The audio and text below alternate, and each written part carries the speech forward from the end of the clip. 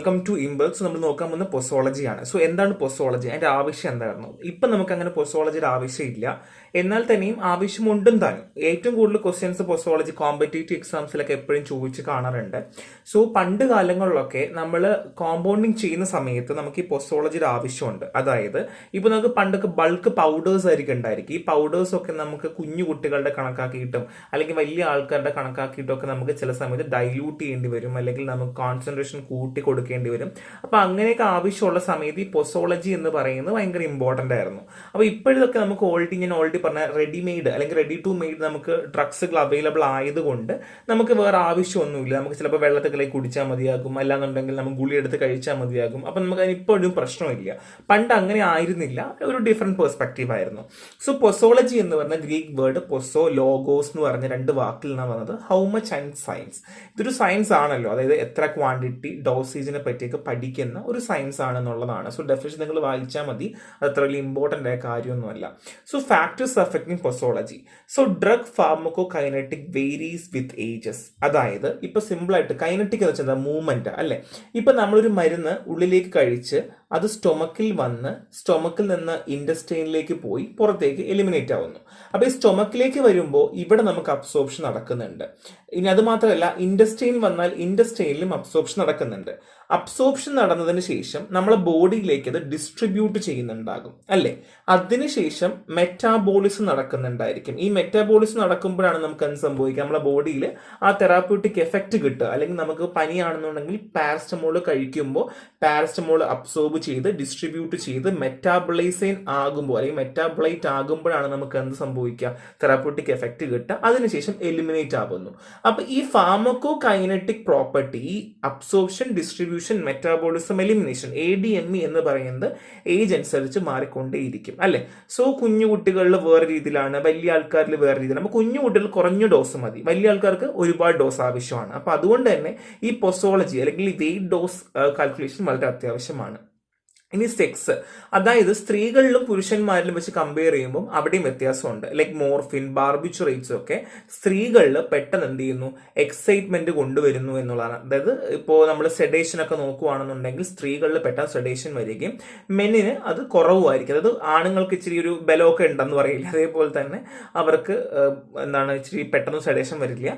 പക്ഷേ മറ്റുള്ള സ്ത്രീകൾക്കാണെങ്കിൽ സെഡേഷൻ വരും. ഇനി അത് മാത്രമല്ല, മെൻസ്ട്രേഷൻ, പ്രഗ്നൻസി, ലാക്ടേഷൻ സമയത്തൊക്കെ സ്ത്രീകൾക്ക് സ്പെഷ്യൽ കെയർ കൊടുക്കേണ്ടി വരും. നമുക്ക് ഡ്രഗ് കൊടുക്കുമ്പോൾ അപ്പോഴും നമുക്ക് ആവശ്യമുണ്ട്. ഇനി ഇഡിയോസിൻക്രസി ആണ്. സോ ഇഡിയോസിൻക്രസി ചില അൺയൂഷ്വൽ ആയിട്ട് അല്ലെങ്കിൽ പെട്ടെന്ന് നമുക്കൊരു ഡ്രഗ് കൊടുക്കുമ്പോൾ നമുക്ക് ചില റെസ്പോൺസ് ഉണ്ടായിരിക്കും. അപ്പൊ അതുമായിട്ട് പൊസോളജി നമുക്ക് എപ്പോഴും പ്രശ്നമാണ്. അപ്പൊ അതുകൊണ്ട് തന്നെ നമ്മൾ അതനുസരിച്ച് ഡോസ് ടോക്സിക് എഫക്ട് ഉണ്ടാകാതിരിക്കാൻ വേണ്ടി കൊടുക്കേണ്ട ആവശ്യമുണ്ട്. ഇപ്പൊ ആസ്പിരിൻ പോലുള്ള ഡ്രഗ് NSAID ആണ് കേട്ടോ, നമ്മൾ വേദനയ്ക്ക് കൊടുക്കുന്നതാണ്. ആസ്പിരിൻ കൊടുക്കുമ്പോൾ ഗ്യാസ്ട്രിക് ഹെമറേജ്, അതായത് വയറ്റിനകത്ത് ബ്ലീഡിംഗ് ഉണ്ടാവാനുള്ള ചാൻസ് കൂടുതലാണ്. പെൻസിലിൻ, സൾഫണമൈഡ് കൊടുത്തതിന് സിവിയർ ടോക്സിക് എഫക്ട് ഉണ്ടാകുന്നു. അത് ഹൈപ്പർ ടെൻഷനുള്ള BP ഉള്ള ആൾക്കാരിൽ സിവിയർ ടോക്സിക് എഫക്ട് ആരുണ്ടാക്കും, പെൻസിലും സൾഫണമൈഡ്സും ഉണ്ടാക്കാറുണ്ട്. ഇനി ബോഡി വെയിറ്റ് പറയുവാണെങ്കിൽ ബോഡി വെയിറ്റ് അനുസരിച്ച് ചില സമയത്ത് നമുക്ക് ഡോസ് കാൽക്കുലേറ്റ് ചെയ്യേണ്ടി വരും. അപ്പൊ ഓവർ വെയിറ്റ് ആയ പേഷ്യന്റ് അനുസരിച്ചിട്ടായിരിക്കും, ഏജ് ആയിരിക്കില്ല അവിടെ നോക്കുക, വെയിറ്റ് ആയിരിക്കും നോക്കേണ്ടാവുക. ഇനി റൂട്ട് ഓഫ് അഡ്മിനിസ്ട്രേഷൻ, ഇപ്പോൾ IV, അതായത് നമ്മൾ ഞരമ്പിലൂടെയാണ് കൊടുക്കുന്നതെങ്കിൽ, ഇപ്പൊ എക്സാമ്പിൾ ഞാൻ ഇവിടെ പറഞ്ഞു, എന്താണ് ആദ്യം അബ്സോർബ് ചെയ്യുന്നു, ഡിസ്ട്രിബ്യൂട്ട് ചെയ്യുന്നു, മെറ്റബോളിസം ചെയ്യുന്നു പറഞ്ഞില്ലേ. സോ നമ്മൾ IV കൊടുക്കുവാണെങ്കിൽ ഡയറക്ട്ലി മെറ്റബോളിസം നടക്കുന്നു. കാര്യം ഈ അബ്സോർപ്ഷനും ഡിസ്ട്രിബ്യൂഷനും വേണ്ടി കാത്തിരിക്കേണ്ട, നമ്മൾ വായ വഴിയല്ലല്ലോ കഴിക്കുന്നത്, ഞരമ്പ് വഴിയല്ലേ കുത്തിക്കയറ്റുന്നത്. അപ്പൊ അതുകൊണ്ട് തന്നെ അതിൻ്റെതായ ആവശ്യമുണ്ട്. അപ്പൊ കുഞ്ഞു ഡോസ് മതി. നമുക്ക് വായിൽ കൂടെ കൊടുക്കുമ്പോൾ ഒരുപാട് ഡോസ് കൊടുക്കേണ്ടിരിക്കും. കാര്യം എന്തുകൊണ്ടാണ്, ഈ പോകുന്ന വഴിക്കൊക്കെ തന്നെ കുറെയൊക്കെ നശിച്ചങ്ങ് പോകും, അല്ലെങ്കിൽ ഈ നമ്മുടെ വയറ്റിനകത്തുള്ള ആസിഡ് കാരണം കുറെ നശിച്ചു പോകുന്നു, കുറെ എലിമിനേറ്റ് ചെയ്തങ്ങ് പോകും കേട്ടോ. അങ്ങനെയൊക്കെ ഒരു പ്രശ്നങ്ങൾ ഉണ്ടാവാറുണ്ട്. അപ്പൊ അതുകൊണ്ട് നമുക്ക് ഈ റൂട്ട് ഓഫ് അഡ്മിനിസ്ട്രേഷൻ നമ്മൾ ചൂസ് ചെയ്യുമ്പോൾ വളരെ ഇമ്പോർട്ടന്റ് ആണ്. അത് കാൽക്കുലേറ്റ് ചെയ്യാനും പൊസോളജി നമ്മളെ ഹെൽപ്പ് ചെയ്യും.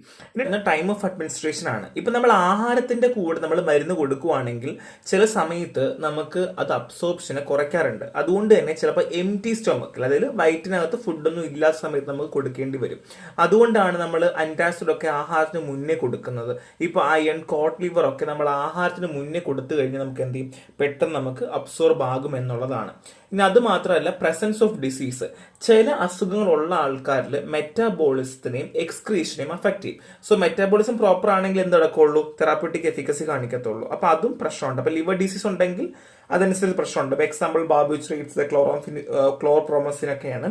സോ നിങ്ങൾക്ക് എല്ലാ എക്സാമ്പിളും പറ്റുന്നതൊക്കെ പഠിച്ചു വെക്കുക, ഇല്ലാത്തങ്ങ് വിട്ടേക്കുക. സോ നെക്സ്റ്റ് വൺ ഇസ് ആന്റഗോണിസം ആണ്.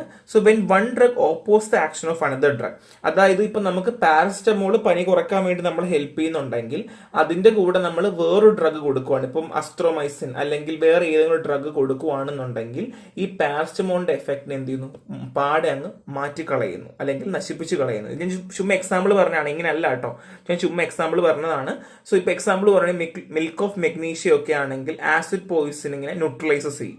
പിന്നെ അത് മാത്രമല്ല അഡ്രിനൽ വാസോ കൺസ്ട്രക്ടർ ആണ് കേട്ടോ, നമ്മുടെ ബ്ലഡ് വെസൽസിനെയൊക്കെ ചെറുതാക്കുന്നതാണ് അഡ്രിനൽ കേട്ടോ, നമ്മൾ എമർജൻസിയിൽ കൊടുക്കുന്നതാണ്.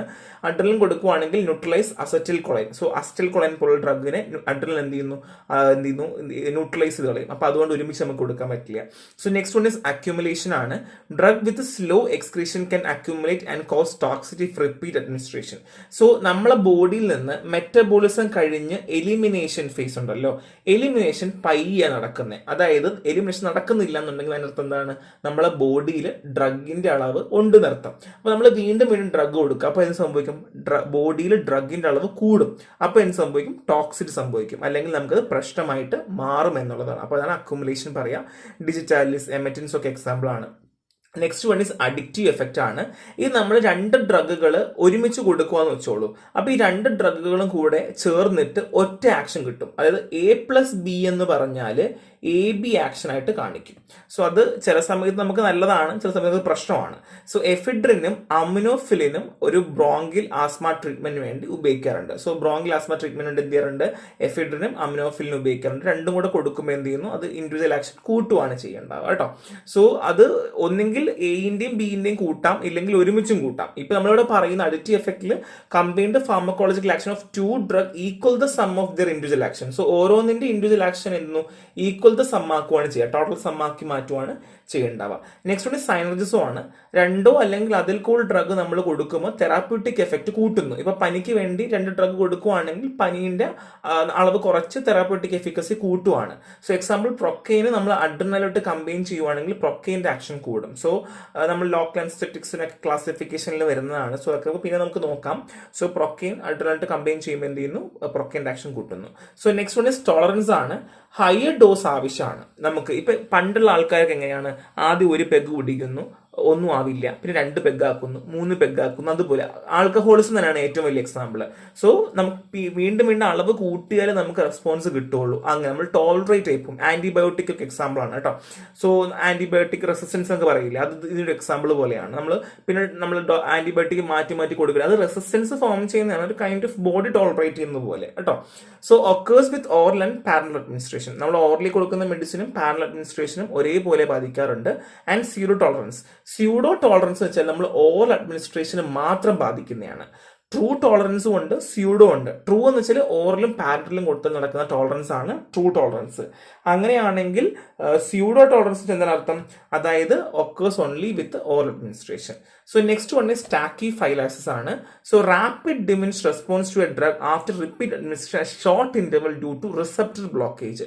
ഇപ്പം നമ്മളൊരു മരുന്ന് കൊടുത്തുകൊണ്ടേ ഇരിക്കുവാണ്, മരുന്ന് കൊടുത്ത് ഈ മരുന്ന് ഇങ്ങനെയാ പോവേണ്ടത് കേട്ടോ. പക്ഷെ ഇങ്ങനെ കൊടുത്ത് ഈ ഒരു പോയിന്റ് എത്തിയപ്പോൾ ഒറ്റ അടിക്കങ്ങ് താന്നുപോയി. അത് എന്തുകൊണ്ടാന്ന് വെച്ചാൽ നമ്മളെ ബോഡി റിസപ്റ്റേഴ്സ് ഉണ്ടല്ലോ, റിസപ്റ്റേഴ്സിൽ വന്നിട്ട് ഇങ്ങനെ ഡ്രഗ് വന്ന് അറ്റാച്ച് ചെയ്യുമ്പോഴാണല്ലോ അതൊരു കീലോക്ക് മെത്തേഡായിട്ട് നമുക്ക് ആക്ഷൻ കിട്ടുക. നമ്മൾ ബയോ കെമിസ്ട്രിയിലൊക്കെ ഇനി പഠിക്കുന്ന കാര്യം നിങ്ങൾ +2 പഠിച്ചിട്ടുണ്ടായിരിക്കും. അപ്പോൾ നമ്മൾ ഈ ഡ്രഗ് കൊടുക്കുന്ന സമയത്ത് ഈ റിസപ്റ്റർ കയറി ബ്ലോക്ക് ആവുമ്പോൾ സംഭവിക്കും, എത്ര ഡ്രഗ് കൊടുത്താലും അവിടെ റിസപ്റ്റർ ഇല്ല, മരുന്ന് വന്ന് വാങ്ങാൻ വേണ്ടി റിസപ്റ്റർ ഇല്ല. അങ്ങനെ എന്ത് ചെയ്യുന്നു, എഫക്ട് കുറയുവാണ് ചെയ്യുക. So repeat administration of ephedrine നമ്മൾ ബ്രോങ്കിൽ ആസ്മയിൽ റിപ്പീറ്റ് ആയിട്ട് കൊടുക്കുവാണെങ്കിൽ എഫക്റ്റീവ്നെസ് കുറയും. ഡ്യൂ ടു എന്താണ്, റിസപ്റ്റർ ബ്ലോക്കേജ് കാരണമാണ് അങ്ങനെ ഉണ്ടാവാറുള്ളത്. സോ ഇത് കാൽക്കുലേഷൻസ് ആണ്. യങ്സ് ഫോർമുല ഉണ്ട്. Dose of child is equal to age of child in years by age of child +12 into adult dose. So എല്ലാം പഠിക്കാം. യങ്സ് ഫോർമുല 12 വയസ്സുള്ള കുട്ടികൾക്ക് താഴെയുള്ളതാണ്. ഡില്ലിങ്സ് ആണെങ്കിൽ നോർമലി എല്ലാ കുട്ടികൾക്കും നമുക്ക് ജനറൽ കാൽക്കുലേഷൻ ആണ്. പിന്നെ കൗളിങ്സ് ഫോർമുല ഉണ്ട്. Child age between 4 to 20 years ആണ്. സോ ഏറ്റവും ഇമ്പോർട്ടന്റ് ആയിട്ടുള്ളത് യങ്സ് ഫോർമുലയും ഡില്ലിങ്സ് ഫോർമുലയാണ്. മിക്കവാറും ഒക്കെ ചോദിക്കാൻ ചാൻസ് ഉണ്ട്. ആൻഡ് ഫ്രൈറ്റ്സ് ഫോർമുല അത് നമ്മൾ 1 വയസ്സ് വരെ, children under the age of 1 year ആണ്, 1 വയസ്സ് വരെയുള്ള. ഇതും ഇമ്പോർട്ടന്റ് ആണ്, മിക്കവാറും കോമ്പറ്റേറ്റീവ് എക്സാംസിലൊക്കെ ചോദിച്ച് കാണാറുണ്ട്. സോ ബോഡി വെയിറ്റ് അനുസരിച്ചുള്ള ഞാൻ കൊടുത്തിട്ടുണ്ട്. ക്ലേഴ്സ് ഫോർമുല ഇമ്പോർട്ടന്റ് ആണ്.